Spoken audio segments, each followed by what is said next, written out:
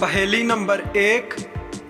चलिए बताइए वो कौन सी फैक्ट्री है जिसमें 32 मजदूर और एक औरत काम करती है।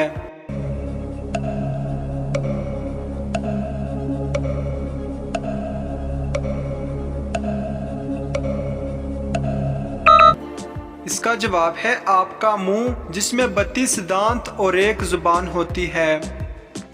पहेली नंबर 2। चलिए बताइए वो कौन सा साल है जिसे उल्टा लिखो या सीधा कोई फर्क नहीं पड़ता।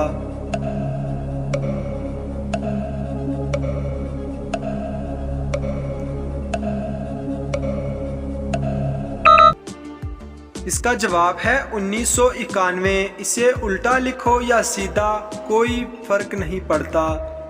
पहेली नंबर 3। चलिए बताइए वो कौन सा परिंदा है जो अपने कानों से देखता है।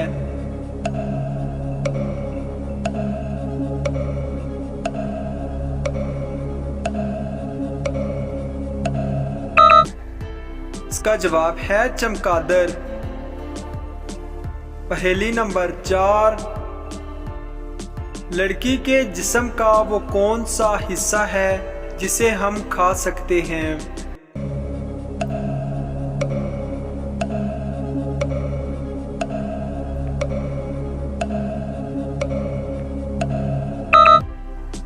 इसका जवाब है भिंडी।